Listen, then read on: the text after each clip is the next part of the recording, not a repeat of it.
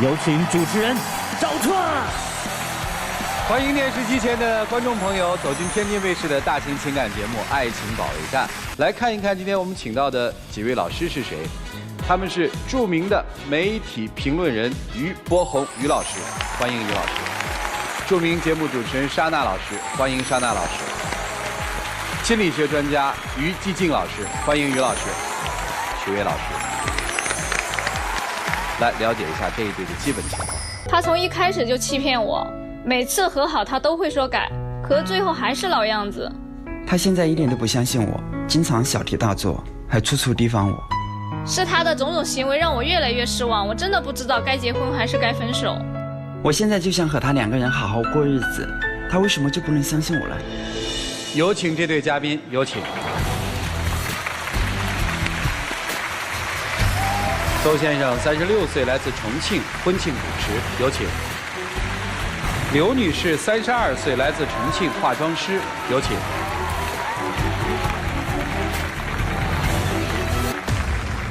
欢迎两位啊！是打算要结婚了是吧？我们现在就是处于备婚状态，就开始筹备婚礼这块了。哦，就筹备婚礼是吧？啊，对。结婚证领了吗？还没有。哦，就是在准备结婚的这个，对，最关键的阶段。对，就是在这个阶段吧，我就特别犹豫，我不知道是该选择结婚还是选择分手。到这儿又犹豫了啊？对。谈了几年？3年了。过去是同事吗？一个主持，一个化妆。我们之前不是同事吧，就是说他去的活动我俩都能碰得见，然后我们俩就是17年的时候就认识了，谈了2、3个月，然后当时吧我就觉得，我想看他是不是对我真心的，我就想让他给我发个朋友圈把我照片，然后他当时也同意发了吧，然后我就无聊的时候我就用小号去看他朋友圈，结果我看不到，他设置了一个仅我一人能看见。然后呢？当时我就特别的气，然后我就想吧，这才交往2、3个月他就对我耍心眼儿，这以后结了婚那指不定他还能干啥呢。然后我就当时选择分手了。分手了？对。那后来怎么又好上了？分手了过后吧，其实还挺喜欢他的，挺难受的，也挺后悔的。有时候看见他跟那些女生谈笑风生的，那我心里也特难受。对，你跟人分手了，人当然可以谈笑风生了。对，然后他就去年的5月份又来找我复合了。等，去年的5月份？对。至少等于分手了半年之后，对吧？是的，分手了1年半的时间。分手1年半的时间，你又去找人家了？对，分手了1年半，中间我也交了一个女朋友。我在心里面和她比较了一下，我觉得当初她对我做的点点滴滴，我觉得还是她对我是真心的。我又鼓起了勇气去找她，希望和她和好。哦，你又交了一个女朋友，这无所谓，你分手了可以有交女朋友的权利。对，你还在心里又比较了一下。对，和那个女朋友也分手了嘛，然后我就去找她，希望和她好好的在一起。当时就是特喜欢她吧，最后她来复合吧，然后我也就答应了。哦，其实我一直都对她是真心的，而且我们和好之后，我带她去见我爸妈呀，带她去见我朋友啊，希望我们可以好好的在一起。我俩就是婚庆公司的嘛，然后他就把我介绍到他们公司去上班，然后都感觉还挺好的。然后后来就是我体检的时候体检到就是要做个手术，结果我手术的时候压根我就没见过他。然后手术好了过后吧，我给他打电话，打几10个电话他也不接。哦。他跑去给人家过生日去了。因为这个事情嘛，我也给你解释了，我不是给朋友过生日，那是一个客户，我是维护我们今后的这种关系。我也并没有说扔下你不管，我给我妈妈打电话，让我妈妈过来照顾你的。我当时也觉得我妈妈照顾她的话，应该肯定是比我照顾的要仔细一些。那你妈妈照顾我和你照顾我一样吗？那我当时不是特需要你的照顾吗？怎么就不一样了？我觉得我妈妈照顾的话，应该比我照顾的要好呀。而且完了之后，我也是第一时间赶回来弥补你。跟客户的安排是提前安排好的，是这意思吧？对。女生的手术是临时安排的，是吧？是。是一个门诊手术还是一个住院手术？就是住院手术，阑尾炎。你走的时候跟女生说了吗？说我还有这么一个客户。根本就没跟我说。我当时没跟她说，我是怕说了之后，因为我不在嘛，怕她心里面有些担忧啊，会影响她做手术这个心情，所以就没有。那我当时怎么想呀？我从手术出来，我就需要你的照顾，压根就没看见你人。我打几10个电话你都不接。我也是为了我们今后更好的生活呀。然后出院回去，我就以为他真的就会补偿我，好好照顾我。然后咱俩就看电视，看着看着吧，他突然就当着我的面给他前女友打电话，然后我当时就懵了。干嘛呢？因为我是在我朋友圈看到我前女友发了一条心情极其不好的一条心情，她是因为我才到重庆去的。她在重庆和我分手之后，没有任何一个亲戚和朋友，我就把那你们都分手了，跟你啥关系呀？人家女孩还打电话说你不要给我打电话，不要给我打电话，你还那个热脸贴冷屁股。虽然说我们分手了，但是我也担心她呀，我也希望她过得好呀，而且我真的是当时怕她做出什么不好的事情来，我就打电话问候一下，关心一下。那我才做了手术，你不应该是关心我吗？其实不是你想的那样，当时我也跟你说了，我觉得在我能力之内，不管说是我的前女友还是我的朋友，我都愿意去帮助他们。那女孩子还说让你别给人打电话，你还要给人家打电话。那女孩子如果说哪一天说我心情不好，勾勾小指头，你不是也屁颠屁颠的去了呀？不会的，你要相信我，也要相信你自己。哈，行吧。后来呢？然后当时我就没力气跟他吵啊，就去看他手机的聊天记录，然后就突然翻到聊天记录，就是我们化妆公司的一个摄影师，是个女的，我就看到她跟人家聊暧昧了，叫人家亲爱的呀、宝贝儿呀这些。实际是她那样叫我，我回应了一下。其实叫什么亲爱的呀、亲啊，我觉得现在是一种网络用语。公司那么多女的，为什么你就叫她一个人亲爱的宝贝儿？那你也没叫我一次啊。当时我也跟你说了，我和她认识，在没有认识你之前，我们认识了很多年，有的时候开开玩笑啊什么的，没有你想的那么复杂。这玩意儿能乱开吗？是个女孩子我都不能接受，好吧？后面实在忍不了了，我就提分手了。啊，分了吗？分了。分了怎么又好了？就年底的时候，他们公司嘛，就是搞一个活动，他打电话。你等于离开他公司了是吧？对，我分手了，我就走了，没在那儿了。然后他就举办一个活动嘛，然后他就把我连哄带骗的，然后就去了那个活动现场，然后他就抱着一束花，然后唱着歌，然后就过来给我就是道歉、复合什么的。这么高调啊！然后当时人太多了，有太多以前的同事啊、朋友也去了嘛。然后当时我就被那个气氛，也就架在那儿下不去了。这后来咋就成求婚了？我就莫名其妙就答应求婚了，我自己都还懵着呢。啊，是这么和好的？这事儿都没说清楚，就是唱个歌。对，然后当时就是那个人太多，气氛在那儿架着了。因为我们分手之后，我还是回想了我以前的点点滴滴，觉得很多事情做的还是欠妥。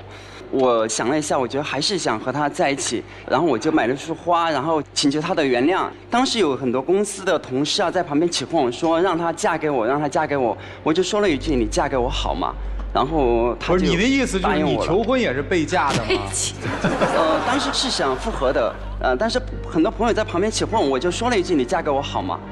哎呦，傻姑娘哦！当时就是阴差阳错的，他也跟我说错就错吧，咱就将就错下去就开始结婚吧。然后我俩就开始去备婚啊，准备这结婚的这些东西。后来去订了婚纱照，然后我们约定了时间，到了时间点他也不来。那我为什么不来呀？人家所有女孩子求婚都有戒指，你给我戒指了吗？我特想要一个戒指，你都舍不得给我买。但是我送给了你一个特殊的礼物啊。什么特殊礼物呀？不就一个口哨吗？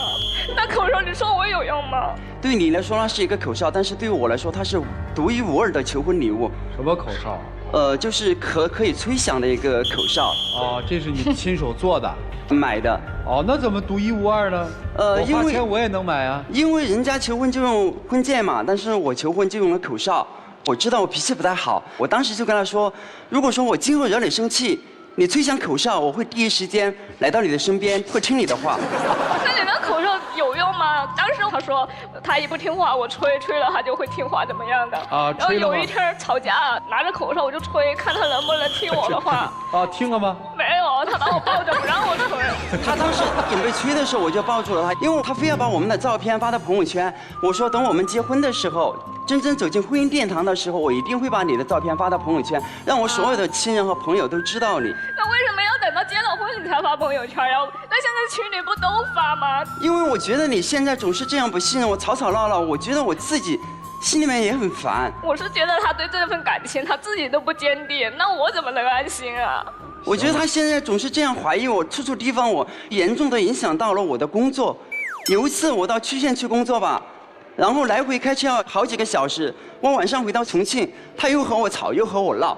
那你不是就跟那个公司的女同事聊暧昧的那个女同事一块儿去的吗？那你不把我支开，我怎么就生气了？你回来，那你为什么就不让我去？我不是把你支开，我也跟你说了，那天那个客户他没有要化妆师。你明明知道他就会去，所以你才是故意支开我。有的时候我觉得很多事情是子虚乌有的事情。比如说，他有一次他要去弄头发，我高高兴兴的陪他去了，我觉得里面的声音有点大，我就到店门口去玩手机。他又觉得我是在和其他女生聊暧昧啊什么的，又和我吵。那你在店里面不是看得好好的吗？你要不是心里有鬼，你往外面跑什么呀？当时里面的声音太吵了，所以说我到店门口去玩，我觉得比较安静一点。我在镜子里面反光我都看见了，他就一直在那里跟人家聊得可开心了，还在那打字。我看了一个搞笑的段子，然后我就评论了一下。那今天我问你，你也对我发那么大的火？因为当时我也是气不打一出来嘛，因为你总是这样怀疑我。就因为这个事情吧，他又给我爸妈告状。因为我觉得我管不了他，我只能让叔叔阿姨就是多说说他。你们俩为什么不分手啊？这样闹这么多别扭。现在分的话也就不好，因为我俩不是都订婚了吗？婚纱照也拍了。酒席也定了，彩礼钱他也给我家了。你说现在如果退的话，退了彩礼，退了婚席，为了自己的幸福嘛，这有什么呀？但咱都走到这一步了，所以我自己现在就是特别纠结，到底是该结婚还是分手。就是如果说这个能退酒席的话，你选择不结了是吧？不是说退酒席不结了，就是说现在他爸妈亲朋好友都知道。你说那没关系嘛？你自己觉得合不合适嘛？我自己也特别纠结，后悔不？我说实话，我不后悔。哎，你为什么一而再再而三的折腾一个女孩呢？其实有的时候我不是折腾她，是她不信任我，处处提防我，真的是这样。不是你心里面到底有没有她吗？我心里面肯定有她呀，不然的话我们分分合合好几次，我不会主动的去和她和好。但是她自己不信任我呀。就拿前段时间来说吧。我从外面回去，他总是问我：“你到那个地方去干嘛呀？到那个地方去干嘛呀？”我就觉得很好奇，我到什么地方去了，他怎么知道？后来在我们的吵架当中，他才说他在我手机上面关联的一个软件，他随时随地知道我在什么地方待了多久。我觉得这是对我的不信任，对我的不尊重。那你要是给我安全感，那我会那样做吗？那我为什么这么做呀？我就让他把这个软件卸掉，然后他也不卸，他拿要退酒席来威胁我。那我不是说计划后面我不是没退吗？我也知道现在都走到这一步了，要退的话咱也得深思熟虑，不是吗？本来我们准备结婚了嘛，然后去看了一套房子，我说写我们2个人的名字，他非要写他1个人的名字，为什么要写你1个人的名字？写我们2个人的名字不是更好吗？那你也都跟我结婚了，你干嘛就不愿意写我的名字呢？那我写我的名字也是给我自己一点保障而已了。你现在都这样子了，那以后如果说你再做出什么事怎么办？签我的名字的话，以后如果你再做一点出格的事，至少说你还能有点顾忌吧。如果说你给我1份信任，我给你100%的满意。虽然说我现在做的很多事情你有点怀疑，但是我敢向你保证，我没有做一件对不起你的事情。只要你信任我，我会好好的对待你，珍惜你，爱你，我也不知道呀。男生，你觉得跟这个女生的恋爱也好，结婚也好，是对她的恩赐吗？我觉得一半的一半吧。换而言之，你跟她在一起，你是有很强的心理优势的，对吧？也没有什么优势啊，我觉得她也挺漂亮的，也是我喜欢的类型啊。不然的话，我不会反反复复。不然的话，你不会这个一而再再而三的在一个女孩身上反复这样。这个我们也理解。然后我就想，你这一辈子非她不嫁吗？也不是说非她不嫁吧。我现在感觉就是非她不嫁呀。没有，就是我觉得分分合合这3年来，就是我还是挺喜欢他的。我也就是说现在特别纠结，现在婚也定了，啥都弄好了。是。你说我现在也就是不知道该怎么办了。如果抛开一切这些东西，你们就是不合适，可能曾经很合适，但是现在因为各种原因彼此伤害很深了，你还会硬着头皮结这个婚吗？我就是不知道，我就是自己就是特别纠结。先生是一定要结婚的是吧？我是想，只要他信任我，我也会好好的和他在一起。他信任你可能非一日了啊，可能也许未来30年你们在一起生活，你的妻子会对你很好，但是他可能就这么一直不信任你了，你还结吗？不结。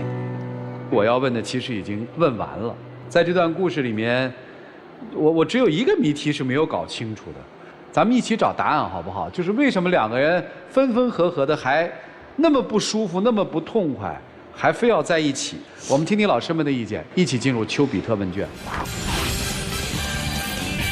在筹备婚礼的过程当中，来到了爱情保卫战，这说明女生内心的纠结迷茫，她真的走不出来了。男生，你在我眼里，你才是一个资深的化妆师，你自己给自己化着浓浓的妆，当然这种妆它叫伪装。你耿耿于怀于你的未婚妻对你特别敏感，为什么？因为你需要被敏感。你又耿耿于怀于你的未婚妻对你不信任，这是因为你无法被信任。你们反反复复几次，每一次他都有前科。女生，你不要太自信，自己力量的强大，能够去真正的改变他。我们说女生有时候她真的是一个感性动物，一旦男人在你的面前痛哭流涕、痛改前非，你会自己去说服自己，让自己去相信对方，他只是一时的糊涂，然后呢，飞蛾扑火，结果引火上身。一次的痛苦不够，还要一次次的痛苦，最后变成了无数次的痛苦。我说你应该明白，口中的忏悔还是心中的忏悔，是需要你自己心里考量一下，好吗？好，谢谢。好，谢谢包红兄。男生，你就把他当成一个随叫随到的备胎啊！你交了那么多女朋友，一个一个拿来跟他做比较，在心里比较一番以后，发现哦，还是他可以骗得那么轻松，可以听我话一些，我再翻回去找他吧。你太不尊重他了，你当着他的面儿给你前女友打电话，你把他当什么呀？所以你是什么情况啊？你找到了一个可欺可骗的人，但又不甘心跟这个人结婚，但是你又得吊着他，因为这个人不足以满足你的虚荣心，你需要这些周围的女性给你带来光环，但你又需要有一个贤妻，你哪边都想要，你什么都得不到的。跟女孩，我就跟你说一个事实哈，一个男生在社交圈。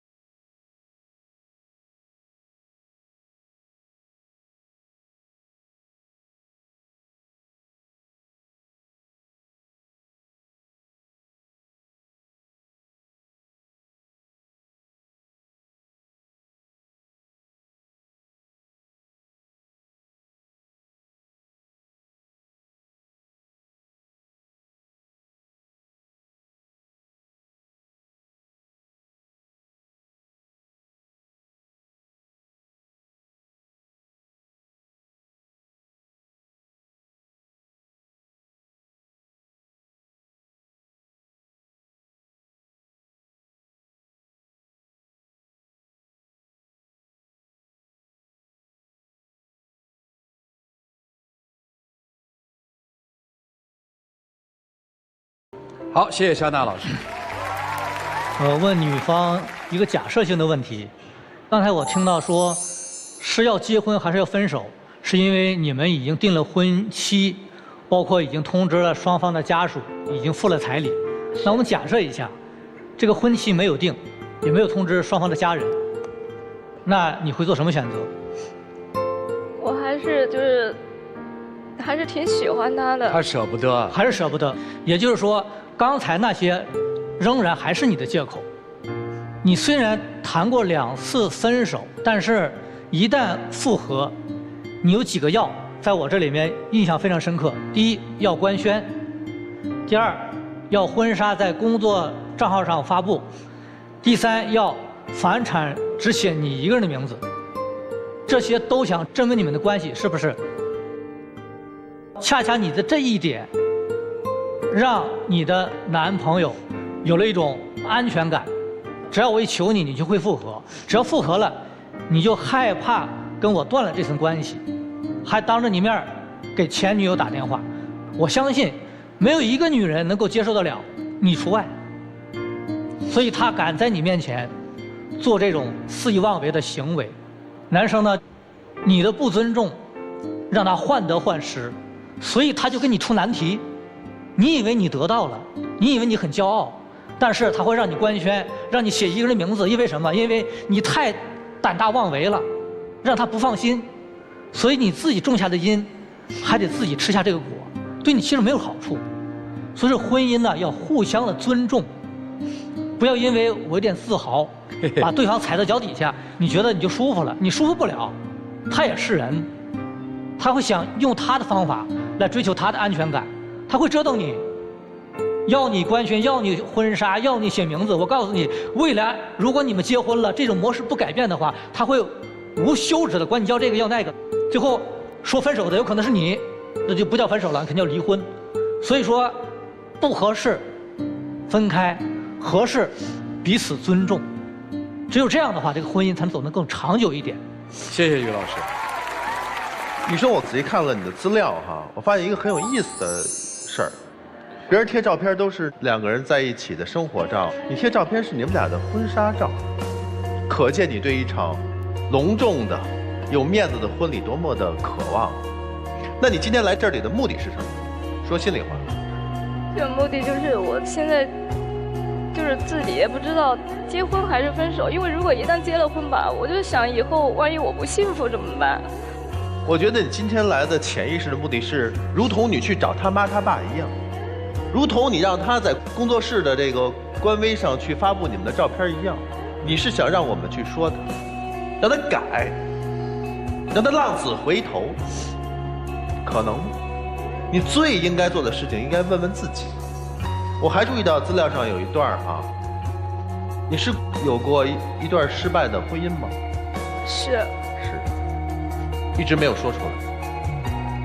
我是生怕你是被这段婚姻打倒了，至今没有爬起来。你2次勇敢地跟他提分手是对的，分手之后呢，你有没有重新再去找有可能的另外一半呢？有吗？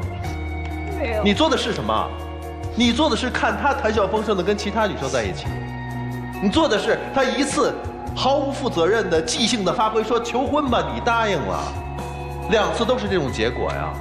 你没有自信，你对幸福没有憧憬，你憧憬的就是那婚纱照那个戒指。你最重要的是问自己，不是装一个软件监控他，不是房子上一定要写我的名儿，万一你要犯错的话，我告诉你是有成本的。不是的，你要告诉自己你在哪儿啊？你的价值，从一上场到现在，你的声音都是什么样的？委委屈屈的，唯唯诺诺的，细声细气的。而他呢，字正腔圆，他的优越感全是你给的，是你造就了这么一个浪子。每次回来，你绝对是为他开门的。你的自尊在哪里？自爱在哪里？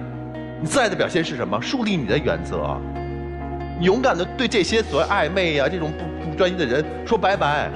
那些过往的他的女朋友跟他暧昧人都知道他是什么样子，所以他才回来找你啊，因为别人不要他，明白了吗？就这样。男生，你喜欢他吗？我喜欢。所以如果说你的求婚是因为别人说的，你不觉得荒唐吗？未来如果你们要分开，希望不是别人说，是你亲口跟他说，我是因为不爱你，不是其他的原因，承担吗？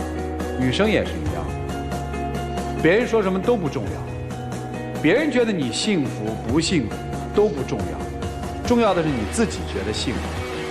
过日子不是靠别人评价的，好好对人，不管是分开还是在一起，善待他，你给不了他，你可以放他，一起进入真情60秒。亲爱的，在人海茫茫当中认识你，我觉得是我最大的荣幸。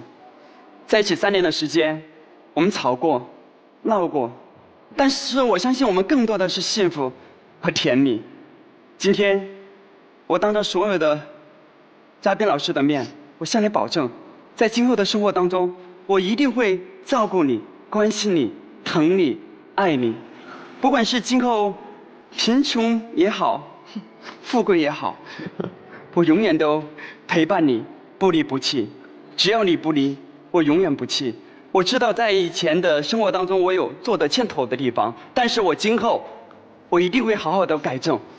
希望我们可以一起走进婚礼的殿堂，让你做我心目中最漂亮的那个女孩。其实3年了吧，我觉得分分合合了很多次了，所以这次你也让我考虑一下吧。哎呀，我以为有主持婚礼的了。那段词背得不熟哎，我看他们主持特别好，什么不管是贫穷、疾病、富贵与什么什么，那都是大排比，你只用了一个。我刚刚不是在背，是发自我内心的想对他说的话。听明白了，我肤浅了，谢谢两位，来，请回，请回。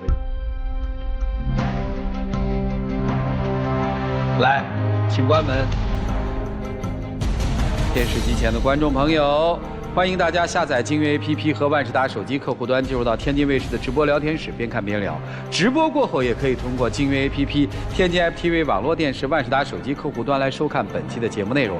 欢迎大家登录腾讯视频收看节目的完整内容，看看他们自己的选择吧。请开门。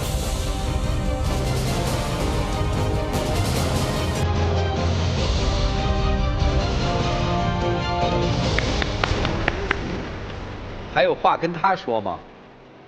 我想借此就说几句，不管我们以前发生了什么，你知道我性格是这样比较外向的，但是我对你的心是真的。我以前是做过一些可能欠妥的事情，但是你永远在我心里。如果说还有机会的话，我一定会好好爱你一辈子。所以你回去之后要，希望用我的实际行动去证明我会好好照顾他。哎，你别老是跟那个台上那些话，你就掏点心里话，就那么难吗？这话翻译过来不就是我错了吗？我意识到你很珍贵，我回去我再追你嘛，不就完了吗？踏踏实实，你你，哎，行吧。不管结局怎样，还是那句话，是他还是下一个，爱过还是没爱过，尊重他，好吧？谢谢您啊，请回。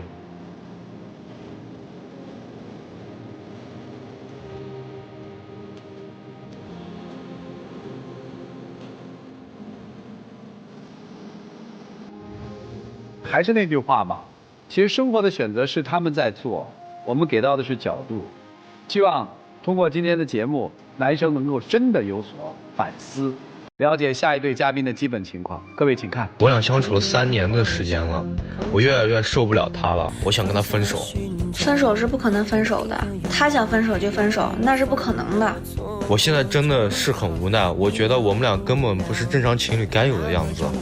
我劝他分手就不要想了，我今天可以给他个机会，让他说说我到底有多不好。有请这对嘉宾，有请。男嘉宾小周，23岁，来自新疆学生，有请小周。女嘉宾小王，22岁，来自新疆学生，有请小王。欢迎两位啊！是高中同学是吧？对，我们高中就认识。后来怎么就变成恋人了呢？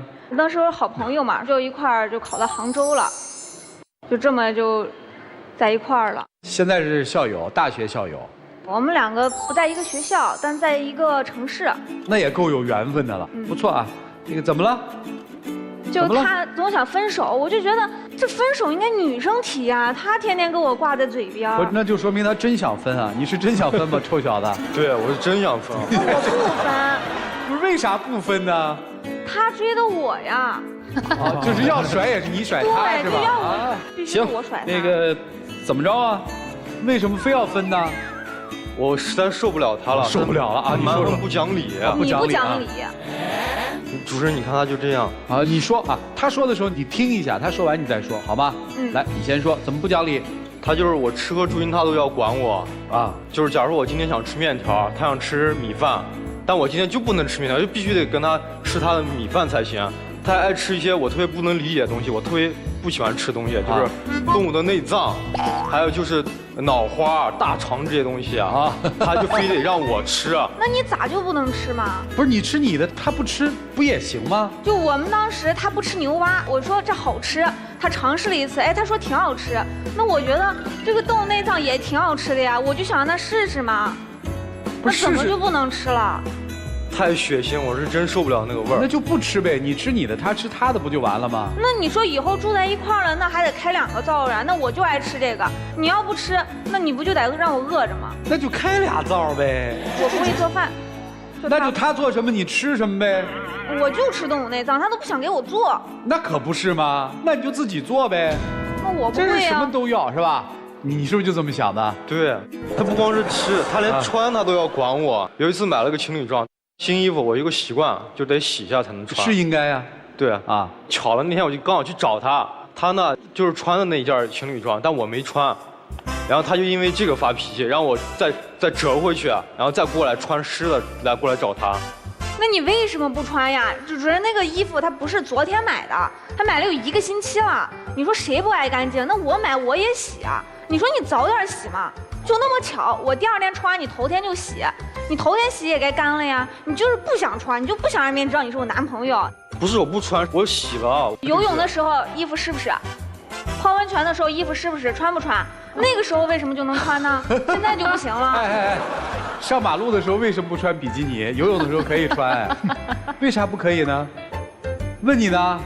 就有穿啊，我就让他穿。对呀，那你提前通知他说明天要穿。可是我觉得这就是常识啊！你说你买了件新衣服，你说你不穿，那你不得把它放过时，放旧了再穿吗？行，这个生气是吧？对啊，所以说我下次学聪明了，我每次出门我穿什么，我给他拍张照片发给他，我再去找他啊。然后我见着他，他就说我里搭外不搭，外面可以，里面又不搭，又让我折过去1个半小时。对呀，那是你审美的问题啊！你说哪有外面穿个绿的，里面穿个红的？那你搁谁受得了呀？那我领你出去呢。人家叫国际大撞色，你不知道吗？那不行，那国际大撞色好多人都理解不了，你那样多丑啊！我1天时间都耗在这了，来回奔波，你成都又那么远。不是你就傻了，你知道吗？以后背一包，包里放着衣服。对呀，你怎么你说穿哪件就穿哪件？对呀，那别人怎么能想到，你就想不到。哎呀，您这是找了一时装模特，不是男朋友，您这要面试啊，每次都。行，衣食住行都管是吧？对，就是如果你没有达到要求的话，一般就是除了发脾气之外，他还以什么来了结这件事儿呢？给我摆脸色，最终结果就是我得给他写1万字检讨起步，他才满意。就这样。你写过检讨吗？写，我都写了1本子。1万字的，1万字起。你说的，他那不是写，他那抄，他在那个手机上收藏了一个写检讨大全。那我说，那你这根本还是意识不到自己错哪儿了呀？那我也不能说是写1万字那么多那个啥，我肯定没有那么多能写的呀。那我没办法，只能到网上。那就是没意识，不知道自己错哪儿了，错哪儿了肯定能写。现在人家说了，我错就是跟你在一起，我跟你分手，我来纠正你错误，不行吗？不行，不分。他还有什么要求啊？就是每次出去玩，他都要问我一句，就说我今天有什么不一样？我怎么知道你有什么不一样？我怎么知道你涂了什么颜色的口红？哪个女朋友不问？那你说谈恋爱就这么点小事啊？那我打扮好看是给谁看？那就给你看，那你咋就能看不出来呢？那你我今天涂的什么颜色？萝卜色。那不能说出来吗？那也是我做功课了呀，我专门因为你让我背了一些口红色号。你说呀，你背哪去了？正红、活力、复古红，珊瑚水样、南瓜色，泥巴牛血色。你看你这坑坑巴巴的。可是我也记住了呀。那你有什么能了解我喜欢的东西呢？我知道呀，我知道你喜欢看看电影啊，听听歌呀，这些喜欢那些车呀，对不对？那我也知道呀。那你知道什么牌子吗？那我不知道，那也有原因呀。我现在买得起车吗？我天天搁你耳边说，哎呀，我要买个什么名牌车，那我不给你徒增压力吗？那我不让你活得也累吗？你说咱们有钱了，我比谁都积极，我天天查。我是真的拿他没有办法了。是我听着都没办法了啊。还有就是他什么节日他都要过啊。他都要过。我觉得节日它存在，它有存在的意义，对吧？你说如果大家都不过，那节还设立它干啥呀？所以我就说要过节嘛，这有错吗？哪个女生不过节呀？哎，清明节你过吗？不过。清明节为什么不过呢？以后再过。为什么以后过呢？等我不在了再过。你这还什么节日都过？这孩子也是，你也得分呐！你这还真是。他不光是这种普通的节，就是有些我都没有听说过节，他都要过。比如说6月6号，他还定了个主题叫"我是你的眼"，要是让我蒙上眼罩陪他逛一天，弄得我那天是青一块紫一块的。哎，你别夸张事实，那青一块紫一块真不怨我。他过马路我都牵着他，他吃饭我都喂他，他那青一块紫一块是他自己上厕所的时候磕的。这是什么节啊？就是爱眼日。爱眼日的时候，就他要把自己扮成盲人，你要做他的眼是吧？对。那为什么不是你扮成盲人，让他做你的眼呢？他天天跟我诉苦，说我这对他不好，那对他不好，我不想能让他享受一天吗？哦，享受了吗？怎么没享受？饭好不好吃都我喂到你嘴边，我给你吹好了。我磕着碰那还叫享受？那你说你进男厕我没办法呀，你进去偷偷把眼罩摘了，我对呀，能咋？你应该摘眼罩啊，孩子。那还是你的原因。我不敢呀，我怕被他发现，他就得不是他又不去男厕所，你这不还摘了？真是傻孩子。哎呀，他们俩是活一对儿，你知道吧？一个愿意虐，一个受啊。除了这个，还有，我为他跳楼了。哎，停！你不要搞得好像我要谋害你一样，那是翻好吗？就是我们小时候都住平房，那翻个楼不很正常呀？那底下是草坪，而且重点是我不让他翻，我没鼓咏他翻，他自己翻下去了。还不是因为当时他要看电影啊，但是我们宿舍门打不开了，宿管大人说那开锁的人得过会儿才能来，我就给他打电话说明情况，然后他就在电话那头说。我不管，你赶在电影开播之前必须得到那儿。然后我没办法了，我就直接从2楼跳下去找他了，但是也是没看上。那电影是我1个月之前我跟你说看着预告片，哎，我跟你说我想看，你说行啊，那我才定了呀。那他就这么来晚了，那票都作废了，也浪费钱。那这次是个意外啊，你为什么不能理解我呢？那意外不是我造成的呀。那是谁造成的呢？那门造成的。哦，哎呀，这姑娘厉害了去了。你们俩谈了几年恋爱？3年，我都已经受不了他了，让他3年。还有就是他把我新买的自行车给我直接砸掉了。我为什么砸呀？女生爱漂亮，我那天穿了个白色的纱裙，结果那自行车他就把我裙子给刮破了，他在那笑，他在那一直笑。你为什么要笑呢？我砸你自行车也不是说我神经不对，那是你态度呀！你别笑呀，你指着我光笑，笑有用吗？那是你下来你不注意，车轮给挂着了，挂烂了，你怪我？为什么要怪我呢？那我的自行车它肯定不挂我，那就因为你的自行车，那你就不能提醒一下？你说，哎，宝儿，你下车的时候你注意一点，那不就不刮破了吗？而且你要笑，你要不笑我能砸吗？我把你自行车砸了，你难受不？我也笑着对你说，修一修就行。你什么感受啊？你是直接发脾气了，扭头就是给我砸掉了，好吗？那是你自己说的。哎，没提过分手啊？生活里提过吗？我提过，我不同意。我是真的是受不了他就是不同意，死缠烂打。不是你怕什么？你就死的不敢分呢？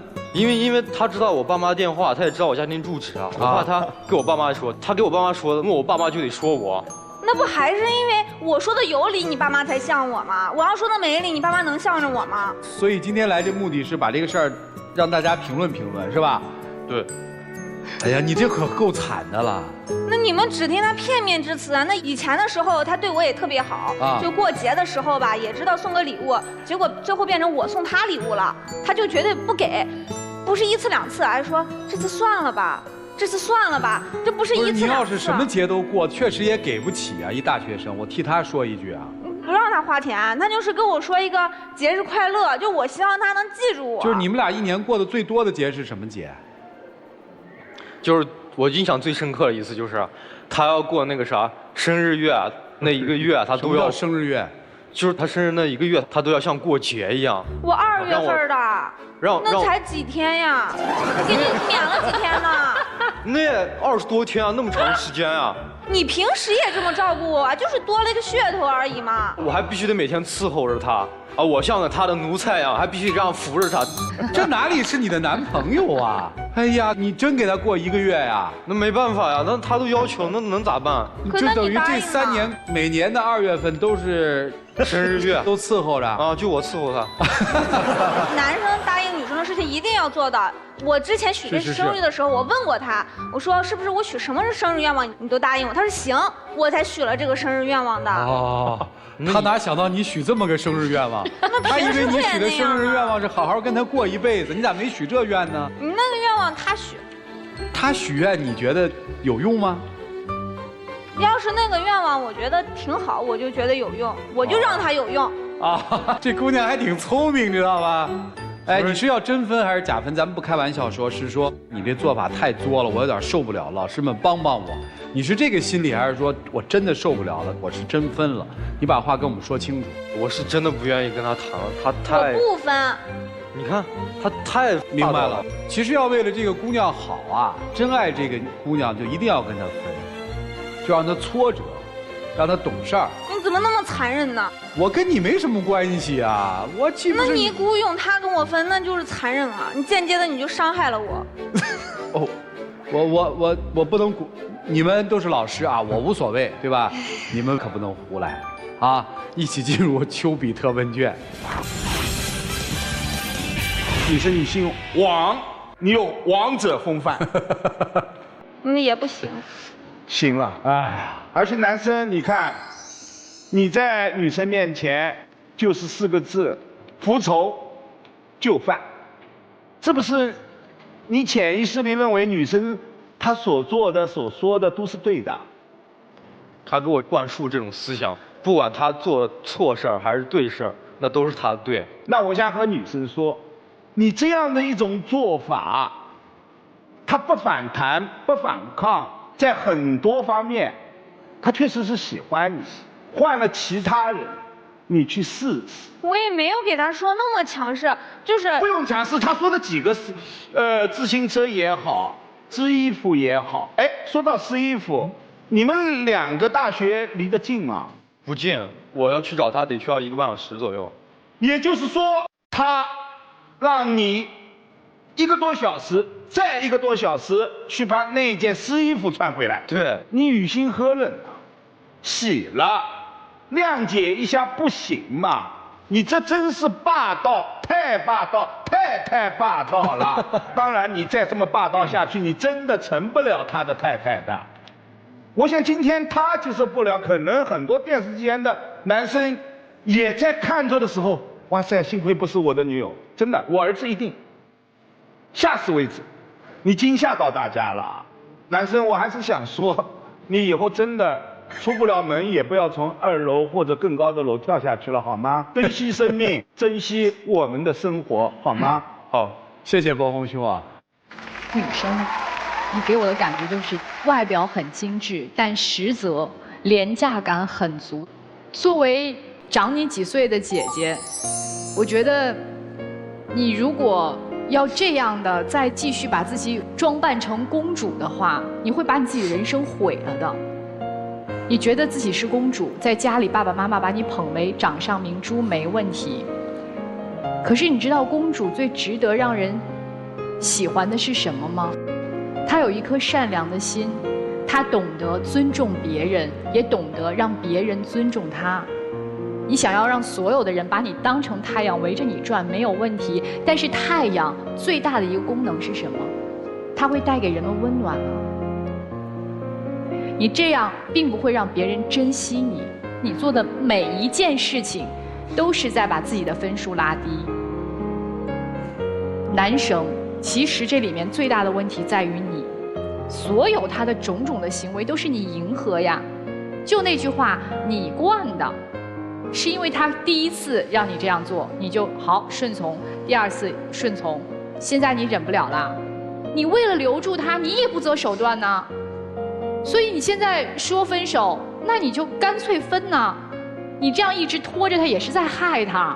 你之前满足他1次又1次的这些要求，你最后把他逼到了这个绝境上，然后把他推下去。所以最可恨的就是你，这些事儿你怎么都能答应去做呢？是原则问题呀。穿着湿的衣服过去，不会感冒，不会生病吗？所以谈恋爱的时候我们有点理智好不好？爱情是生活当中的一部分，不是爱情里面有人生，是人生里面有爱情。记住这句话就好，谢谢。谢谢沙娜老师。来，于老师，我先采访一下沙娜老师啊，你在热恋的时候有没有一小段时间和这个有点类似？哦，没有，还没有啊？哦，真不是这样啊，那是比较少见。他的爱情是非典型爱情，不用采访啊。恋爱当中热恋的时候，小女生有那么一段时间，像这种表现，我觉得还是比较常见的，作一下闹一下，是吧？但是这一下子3年，这可能就让人受不了了。我不是从一开始就这样。一开始不这样啊。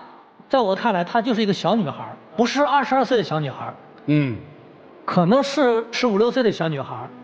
这几年你没长大，用我们心理学的话叫退行了，你退行到更小的年龄段里面。也就是说，你这种行为在热恋当中一段时间是非常常见的。但是如果在3年时间里面，到今天这个状态还这样子，那就说明你在拒绝成长，你在享受15、16岁的这么孩时的一个状态，有人疼，有人呵护，我怎么撒娇都有人配合我，所以你享受这个状态。但是我说这个要非常小心，因为你如果拒绝成长的话，等过几年你突然发现他真的走了的时候，你后悔就晚了。所以这要成长。那我就问你一个问题啊，男朋友想对你好和男朋友应该对你好，这2句话的区别是什么？一个是他主动的，一个是我认为的。一个主动，一个被动，你看说多好啊！那我想问一下，现在男朋友一味的配合你，你认为他是主动的还是被动的？被动。被动的，他就很累了。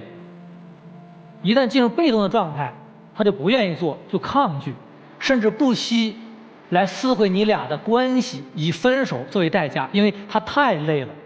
1次2次可以，但时间长了，他就受不了了。还有，为什么3年你没有成长？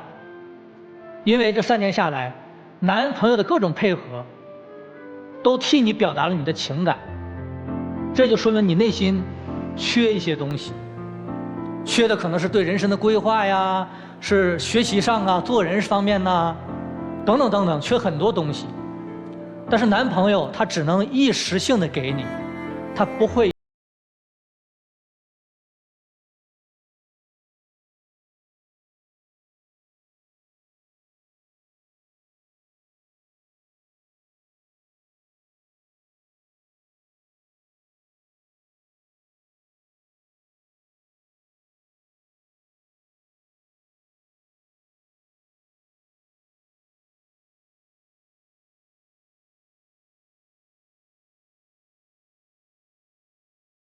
未来比如说当你结了婚了，你有孩子的时候怎么办？包括你的父母老了，你能不能有能力去赡养他们，这都得需要你考虑。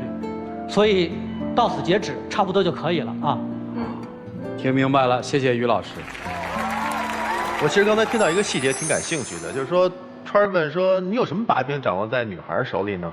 比方说我给她父母打电话，那她父母应该是蛮喜欢你的哟。你在他们面前绝对不是这样的表现哟。在长辈面前肯定就是要乖巧一点嘛，毕竟长辈肯定不太喜欢疯疯癫癫的丫头。他也懂收敛，懂，是的，温顺一点。他懂。但其实这里面你有一个最大的问题是，为什么你不分手，他说分手？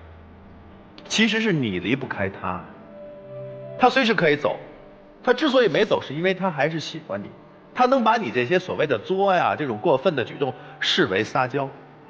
这是你的表达情感的方式，他是能够懂的。但即使他懂，他受不了，他可能今天说分手也只是无数次分手的一次，绝不是最后一次。但是我希望你能够离开他，这个能够是说你具备离开他的能力，你有吗？没有。你的世界里好像只有他，因为你太过于关注他对你的每一次细小的反馈，太过于放大了。把生日放大到1个月，把所有的这细节做到极致，这是你的问题，你离不开他，所以在爱当中你迷失了自我，这很危险。当然可能年轻人都会处于这种阶段，但是你要迅速的觉醒。你要知道自己除了他以外还有别的事情，还有别的更多的让你去追求，让你去实现价值，体现你的价值的东西。可能马上毕业的工作，可能更多的友情，更多的这些自己的技能成长，而不仅仅把心思都放在他身上。就冲他现在对你的事事答应的这种状况是靠不住的，因为真正成熟可以靠住男人会知道在适时的时候拒绝你，让你吃一堑长一智，让你能够成熟起来，那是真正的爱。做好这一点，你就知道怎么相处这段关系了。男生也是一样的，我不相信你能离开你，你只是很无奈，你爱的能力也不强，真正的爱不是这么百依百顺的，你会受不了他。把这些细节在你们俩的关系当中去掌控好，好吗？我希望你们俩能够继续走下去。好，谢谢曲总。姑娘，咋样？他们说的？挺有道理。你呀，接着扛吧，这手一时半会儿分不掉。那除非他也愿意写1万字检讨给我。那你就是小孩嘛，生活挺平实的。其实你们俩看，今年大4对吧？你们俩马上就面临要进入社会了，爱情的问题先放在一边。其实他这一段这么依赖你的时光，也许对你来说是一辈子最幸福的一段美好回忆。步入社会，他会见到一个更大的世界，你也会见到一个更大的世界。他会快速的成长起来，你也会成长起来。那个时候，这段撒娇打闹的日子可能是最美好的岁月。再让你们这么闹，再让他这么胡来，他也来不了了。珍惜，对于你来说，过了那个年龄过了。于老师用那个退行用的多好啊，非常专业啊。你要想一想，反思反思。面对生活，请你们慎重。长大吧，一起进入真情60年。我挺喜欢你的，我觉得老师说那么多，我不是不能改，我就是怕你走。我总觉得如果我不霸道一点，你可能下一秒就走了。我也可以改，一直在一块3年了。我从开始我挺温柔的，因为我觉得你喜欢我，肯定能接受我所有的缺点，所以我觉得我应该把最真实的一面展现给你。我就觉得我们最后一定会走到一起，我才做了一些很不好的事情。其实我也知道那些事情太过分，可是我总是很感性，我就是觉得你喜欢我，你就要宠着我，接受我，我就是希望我们俩不要分手。我会考虑的。姑娘说得好啊，其实人家越喜欢你，不是越应该珍惜这份喜欢吗？别再任性了啊！行了，谢谢2位，请回吧。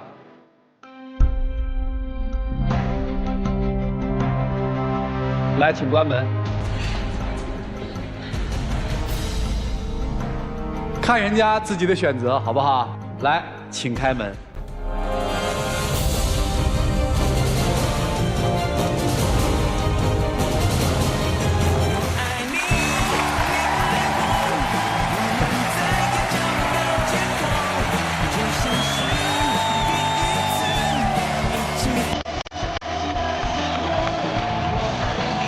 来，我们见证属于这对年轻人的浪漫时刻，请见证。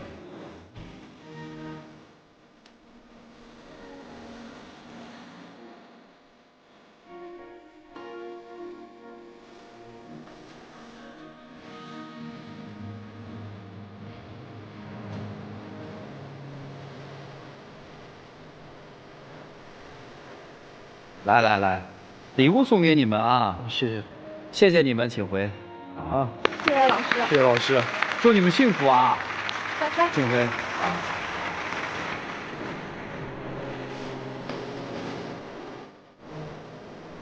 好了，电视机前的观众朋友，请拿出手机扫描屏幕下方的2维码，下载京云 APP， 了解更多的新闻资讯。接下来有请我们老师进入到京云中央厨房，让我们一起进入爱情宝箱。有网友提问说，我的老婆是一个非常强势的人，我承认我在工作能力上不如她，但生活中我非常的照顾她，每天为她洗衣服做饭，可她回到家却整天摆着一副臭脸。结婚3年了，从来都没有对我微笑过，我真的觉得我们这个婚姻太失败了，当初的感情都不在了吗？我到底还要不要这样窝囊下去？可能在工作方面，的确妻子是强势的，你是弱势的。但如果论及对家庭的付出，你一定是强势于他的。所以我并不觉得你窝囊。祝你幸福吧，谢谢。我们下期节目再见，谢谢大家。